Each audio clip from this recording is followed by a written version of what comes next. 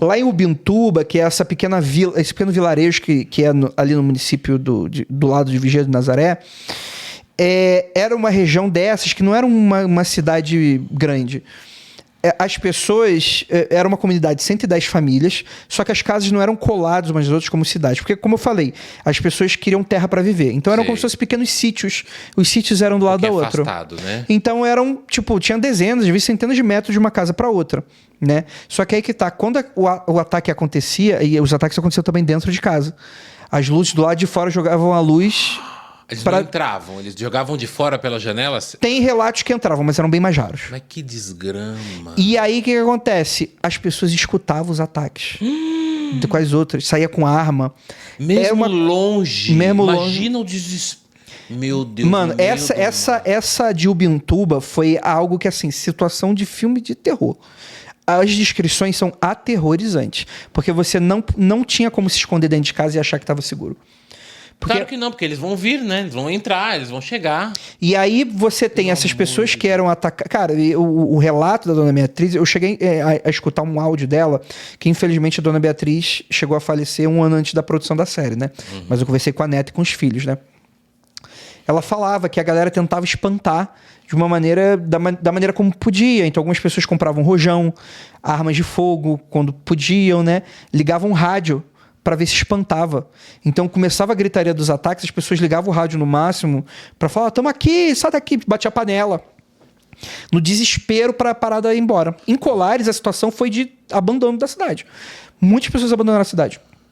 E os pescadores não iam à noite pescar, porque ali a pesca acontece noturna, né? Eles vão de madrugada pescar para de manhã o peixe estar sendo comercializado, né? O peixe fresco. E muitas pessoas deixavam de ir pescar. Então a cidade, cara, estava se alimentando de farinha e enlatado, assim, de sardinha em lata, porque não tinha mais a ferramenta de subsistência. As pessoas caíram na bebida, começaram a... Faziam mutirões para, tipo assim, a galera ia dormir todo na mesma casa, tipo, em Colares mesmo. A galera ia pra igreja, ia dormir todo mundo na igreja, mulheres e crianças. E os homens, você tinha grupos de 30 homens armados andando pela cidade, atirando quando via essas luzes, tipo, pra tentar afastar. Nossa, cara...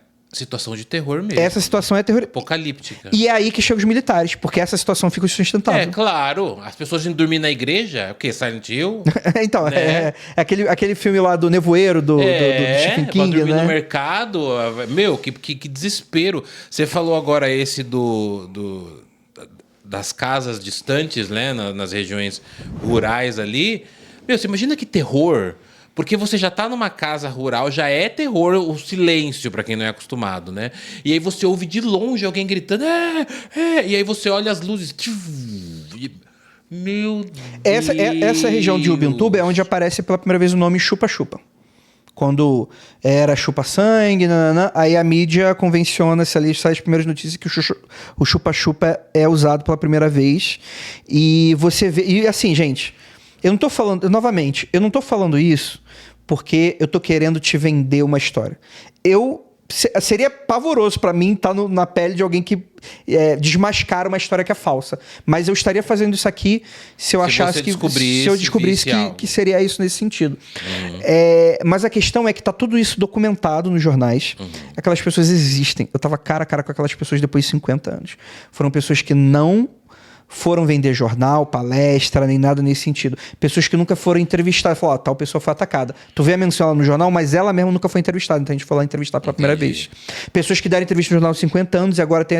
E a gente fazia o seguinte, a gente pegava a matéria de jornal, ou o relatório da aeronáutica, e a gente ficava com ele, e a gente ficava perguntando, o que aconteceu? E a pessoa descrevia exatamente o que ela descreveu 50 anos atrás. Porque foi aquilo. Isso é apuração. Tipo, a gente tá se cercando de uma maneira pra gente não vender um negócio que depois dá uma barrigada e fica feio pra gente também, nesse sentido, né? Ah, André, mas alienígenas não existem. E isso é uma coisa que eu já deveria ter deixado claro antes da nossa conversa começar para esse ponto. Mas é uma coisa que eu quero deixar claro. Eu acho que essa discussão, alienígena existe ou não, o que ferra com a ufologia. Para mim, isso é desinteressante e desimportante. Eu adoro, num debate filosófico, espiritual, de visão de mundo, a gente discutir se existe a possibilidade de vida em outro planeta, se ela teria capacidade de vir até aqui. Mas quando a gente chega para casos como esse, a gente embarrera a discussão. Porque se eu não acredito, eu vou achar que você é mentiroso. Se você acredita, você vai ir para todo relato, mesmo exagerado, e achar que é verdade. Então isso embarrera e fica nessa discussão boba que não chega a lugar nenhum. Isso, e para sempre, porque vai perder muito tempo. Então vamos apenas ouvir as pessoas, né? Não vamos ficar eu não quero ficar aqui convencendo a pessoa que existem alienígenas. O meu ponto não é esse. Essa, para mim, é uma discussão desinteressante nesse caso aqui. Se você quiser, na sua visão de mundo, acreditar que é um alienígena, se você quiser falar que é uma nação estrangeira, uma teoria da conspiração, que é uma nação estrangeira com uma tecnologia que a gente nunca viu antes, que está escondida até hoje, é uma hipótese que, beleza, você tem o direito de colocar para fora e tal. Mas eu estava ali pelo relato das pessoas. E o relato das pessoas baseado no que estavam sendo, tipo assim, a pessoa mentiu, cara, se era muito difícil eu conversar com 30 pessoas e as mesmas falando o mesmo modo de operante. É claro que existem variações culturais, regionais. Eu acabei de falar do Cavalacanga, aqui eu tô falando de forno e japoneses. Então você vê que todas elas tentavam explicações diferentes pro mesmo fenômeno. Para a mesma situação, que a situação ela não se difere, né? Ela sempre é a mesma, né? Sim. E existem variações nos ataques também, que elas vão aparecer daqui a pouco. Mas você vê que é basicamente a mesma. Uma luz vem do céu, um feixe de luz paralisa a pessoa e depois vai embora. Você falou que nas suas entrevistas, teve momentos que você entrevistou parentes, filhos ou netos das pessoas atacadas. Quem que você entrevistou que foi atacado? Você entrevistou alguém que foi atacado? Sim, entrevistei bastante pessoas que foram atacadas nesse sentido. Idosinho. Sim. Por exemplo, a Edeni, ela foi importante pra gente, ela não estava viva na época, naturalmente, né? Mas os tios dela eram todos crianças durante. A gente entrevistou, por exemplo, uma parente próxima ali que morava na região, era a Dona Benedita. Essa história, todas as histórias são aterrorizantes. Eu vou falar. Na região de Ubintuba, era vizinho da Dona Beatriz Almada, a gente tinha o seu Miguel Arcanjo, a esposa dele, e tinha uma espécie de amiga da família que convivia junto. Eles estavam jantando durante essa época e eles são atacados durante o jantar. A descrição é pavorosa. Vem a luz de fora pela janela, né? Imagina, parar, quente pra cacete. As pessoas deixavam provavelmente as janelas abertas e tal.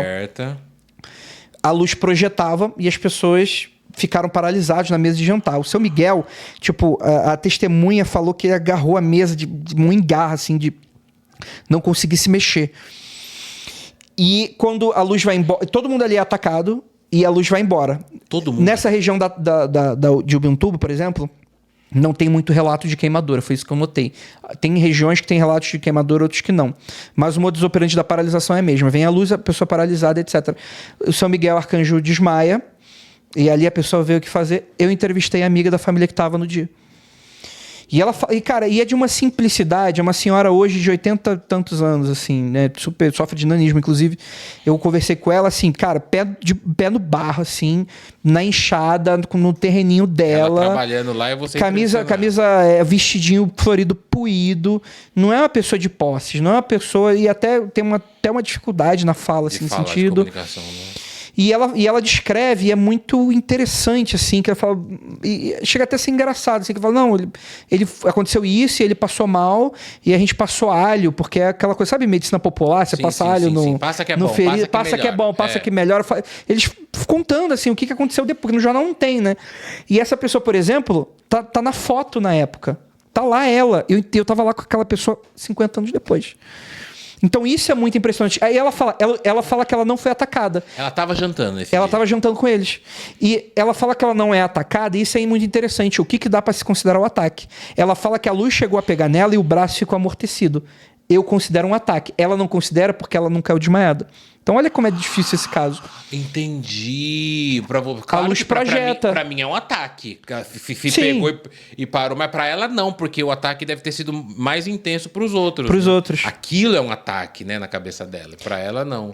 Você tem diversas... As próprias crianças, assim, que da época, os filhos da Beatriz Almada, que hoje são os tios da Edeni, assim, estavam lá, presenciaram, foram atacados também. Eram crianças durante a noite, brincando ali. Luz... paralisante, alguns amorteciam, outros não, outros ficavam melhor. Dona Beatriz, por exemplo, foi atacada 4 vezes.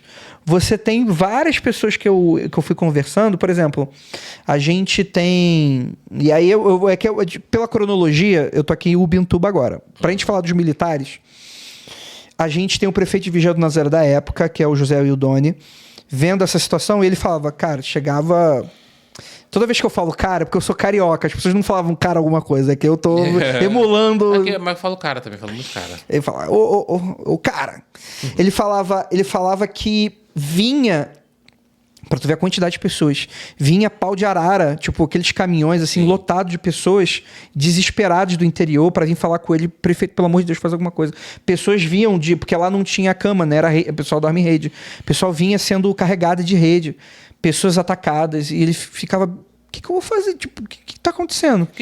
Exatamente. O que tá acontecendo, gente? Por que essas pessoas estão vindo atacadas aqui? Aí ele, sem entender muito, ele liga pro primeiro comar, que é o que acontece? Na aeronáutica, funciona como... Você tem os comares, que é o Comando Aéreo Regional. É como se fosse a jurisdição aérea da aeronáutica. Ali tem o primeiro comar. Tem outros, se não me engano, são 7 ou 8 comares, enfim. Mas tem ali o primeiro comar.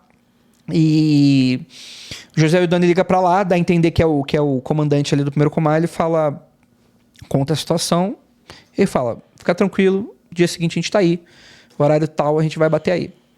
E aí é a primeira vez que os militares chegam na região e começa, vamos dizer assim, começa o que a gente tem de Operação Prata, assim.